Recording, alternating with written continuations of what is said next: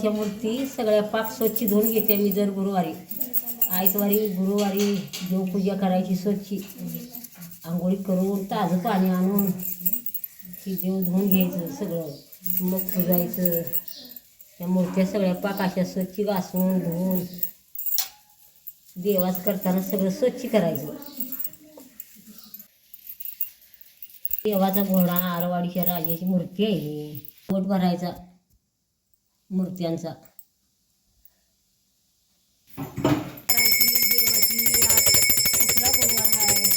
आई तुळस कट्टा बांधला नाही आम्ही, तुळस अशी लावल्या. तर बघा आज 3रा गुरुवार आहे. सासूबाईंनी लवकर उठून आंघोळ करून ताजं पाणी आणून देवपूजा केलेली आहे. बघा किती मस्त देवपूजा केल्या, छान फुलं बिलं लावून. बघा आज गुरुवार आहे त्यामुळं भरपूर कामांनी अजून फरशा पुसायच्या, त्या कपडे धुवायला लागले. बघा आता 2 बारड्या कपडे येते, एवढे धुवून घेते. सगळे झाल्यावर तुम्हाला दाखवते. किचन हे असं जाऊबाईने पुसून घेतलेलं आहे स्वच्छ. छान असं किचन आवरलेलं आहे. तर इकडं बघा जाऊबाईचं हॉल पुसायचं चाललेलं आहे. किचन पुसून आणलंय आता. इकडं आतल्या रूमा पण पुसून आणले, त्या बेडरूम. आता इकडं हॉल पुसायला लागले ते बघा. तर ही गुरुवारचं असं चाललेलं असते रोज. जर गुरुवारी बघा असं सगळं किचन हॉल सगळं स्वच्छ करतोय आम्ही.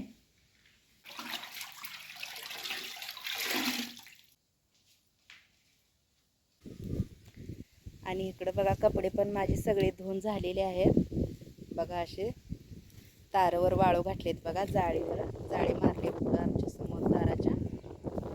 बघा कपडे वाळू घातले, ते सगळे धुवून झाले.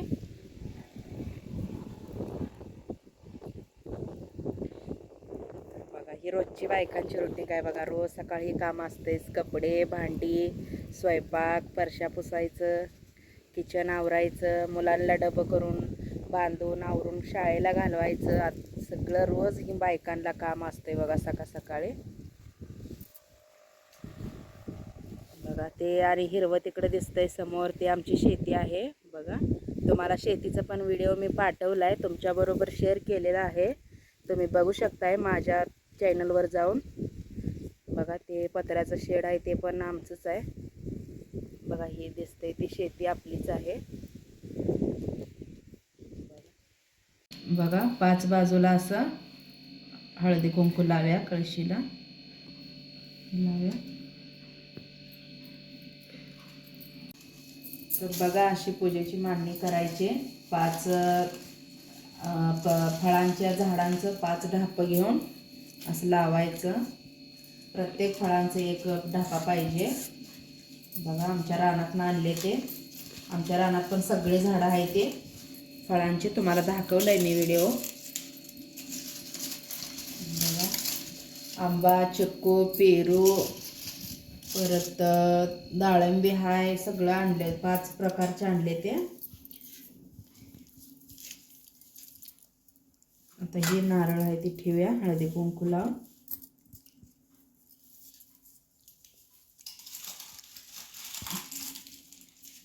बघा असं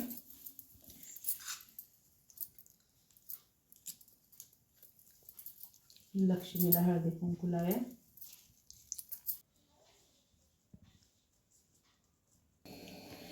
प्रसादासाठी शिरा पण बनवायला लागल्या बघा मी.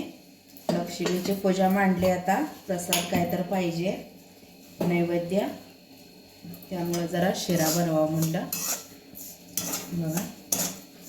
आता ही गरा चांगला भाजून घेते. बारीक रवा आहे बघा ही.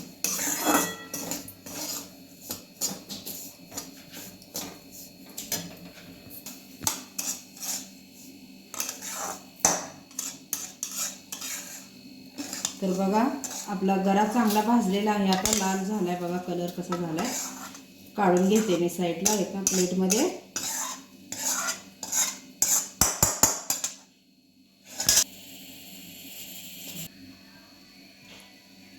बघा ह्यात आता थोडंसं तेल होतं. आता ह्यात होतं पाणी. आता टाकूया बघा साखर ह्यात. आता एलदोड आणि साखर बारीक करून घेतलंय बघा. एलदोड टाकूया आता ही बारीक केलेलं.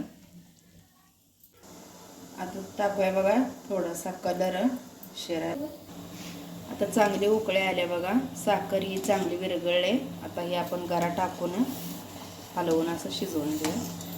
भराभरा होतं असं हलवायचं बघा, नाहीतर गाठी होतात. बघा किती छान कलर आलाय शिऱ्याला. शिरा पण आता तयार झालेला आहे बघा. छान शिजलाय मस्त बघा. आता झाकून ठेवूया गॅस बंद करून. आणि छान मऊ असा होतोय बघा. पाणी पूर्ण आटलेलं आहे. किती छान झालंय बघू शकता.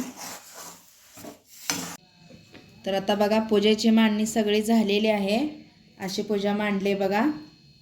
बघा मी असं पूजा मांडतोय. आणि प्रसाद केलाय बघा शिरा. रांगोळी काढली अशी.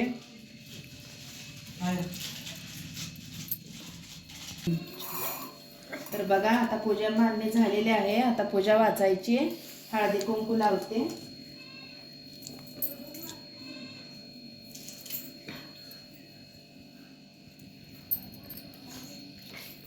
तर बघा आता पूजा वाचायला चालू करते. बघा लक्ष्मी देवीचं गुरुवारची कहाणी आहे ही बघा.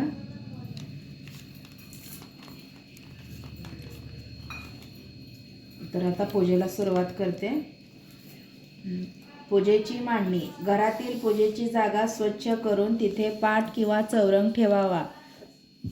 चौरंगावर कोरे कापड अंथरून त्यावर गव्हाची किंवा तांदळाची रास घालावी. त्यावर तांब्याचा कलश ठेवावा. त्यात दुर्वा, पैसा, सुपारी घालावी. कलशावर विड्याची 5 पाने किंवा आंब्याचे डहाळे ठेवून वर नारळ ठेवावा. मूर्ती असेल तर फोटो न ठेवता मूर्ती ठेवावी. कलशातील पाणी तुळशीत ओतावे. तुळशीला हळदी कुंकू वाहून नमस्कार करावा.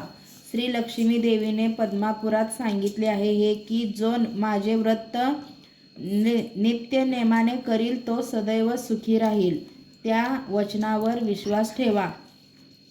श्री महालक्ष्मी देवीची कहाणी. ध्यानी घ्यावी. श्री लक्ष्मी देवीची कहाणी द्वापार युगात सौराष्ट्र. जय देवी जय देवी जय महालक्ष्मी. असं गाईला निवद चारायचा, मग उपास सोडायचा. आजचं व्हिडिओ कसं वाटलं कमेंट करून नक्की सांगा. चॅनलवर नवीन असाल तर चॅनलला सबस्क्राईब करा.